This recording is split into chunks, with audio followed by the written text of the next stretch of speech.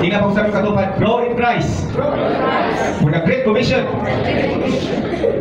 I would just like to share to you 3 points mga kaisundan. Point number 1, growth in Christ is the foundation for the mission.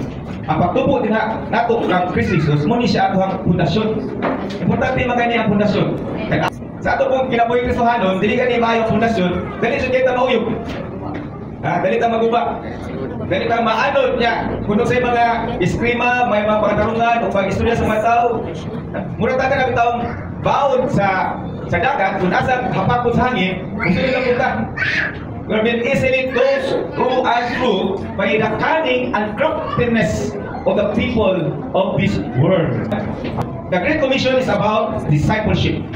But here's the truth. You cannot teach what you don't know. And you cannot lead where you haven't gone.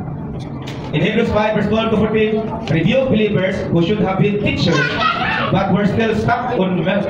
Ang nagsulat sa Hebreo, iba doon niya mga Kristohanon? Bukay na tayo Kristohanon. Taon-taon na tayo nangalagad sa Ginoo.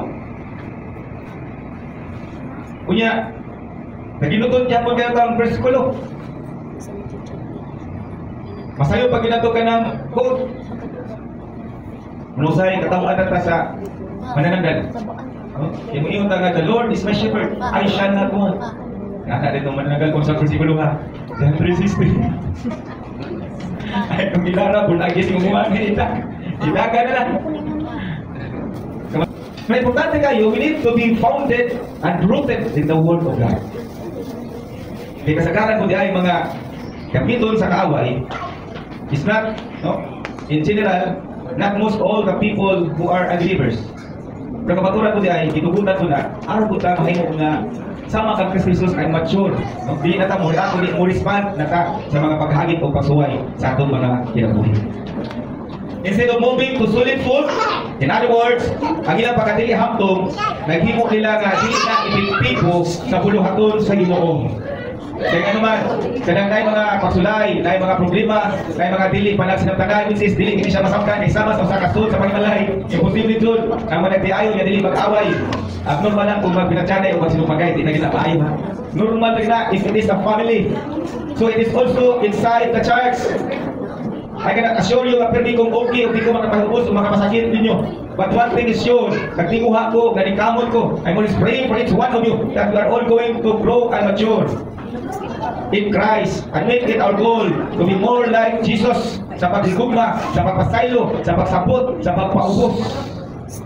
Amen. Amen. Karon kung dili ta hamtong, dasig na kita, pero wa pa ma-work out ang atong Christ likeness. Mapandon ta, maiubos ta, malain ta, ibis mabati ta kaduha, muatras mo ta kalima. Kaya ikaw taon na po, padasig na po ta, abanti na po ta, katulo lang, kadaon na to. Wala po ta ka, uyo sa to pastor, kaya di na po manupi, bumot ko na po, walang tulisan, atras na po ta ka na po. Ha? Huwag na po ta pila ka buwan, nadasig na po ta. Ang atong papahalagan sa Ginoo, mura ta nagsayaw o tsansa. Atras, abanti. Abanti, atras, atras. Yang usahay, may hindi lang pastor. Usahay, ato katupad. Usahay, ato panis, ato isuon. Atong brother and sister, yan. Ato usahay ng mga hampunan, naglapit na sa Ginoo. Kanang buhato niya tanan, para lang makakako ka lang. Bago sali niya, magsali pa doon. Yung manampong pa siya, bago sali kay... Di ba kayo nga? Yan, na-order na ba yan, Jollibee? Excited kayo siya? Backslide, pastor, di lang magbago sali dito. Church, if we stay spiritual infants, we won't be ready for the work God has called us to do. But when we grow, when we dig deep roots in Christ, we become strong enough to disciple others. Isa naman niabot ang 5 katuig na nanghalagan sa Ginoo. Hallelujah. Pataas ka mo.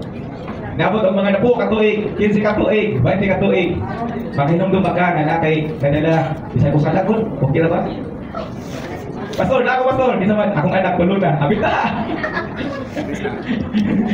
Pastor, na ako pastor. Napag-slide lang ka naman. Wala ko na kutagda. Tanawa mga kaisunan. Ako na lang, usa ka langgam. Sa nang piso pa na siya.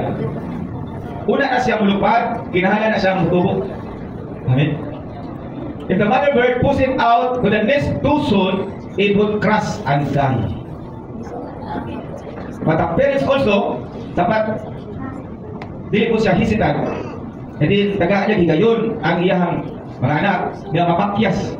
Kung sila makita ni mga too much na kayo para sa mga anak, and there you need to be there for them.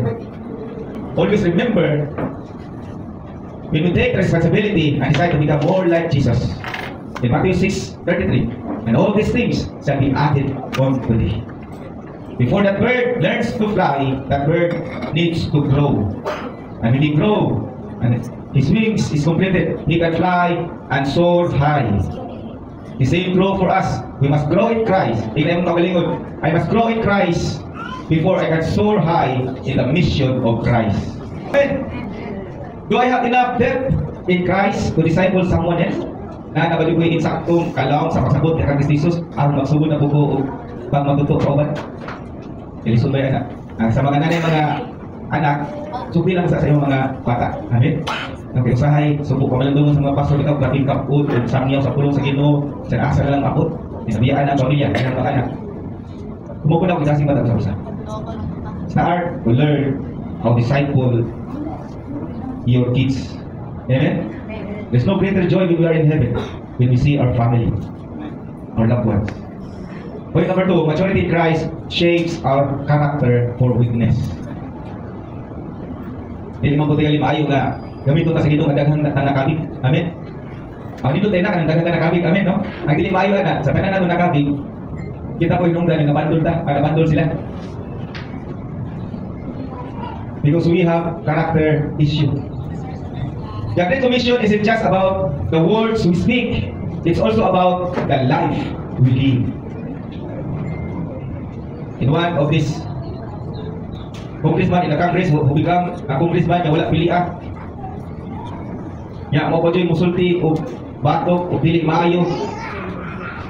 Yung sa'yo makain ko nga, locus cooking. Puti na mga Biblia, no? Fix your eyes on Jesus and mind your own business. Kita mo sige, mankay nga, kay sayo, kay apan, kay dili maayo.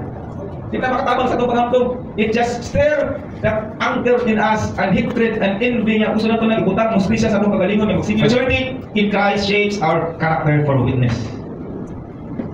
People watch us before they listen to us. They want to see if Jesus makes any difference. And our character either opens the door to the gospel or closes it.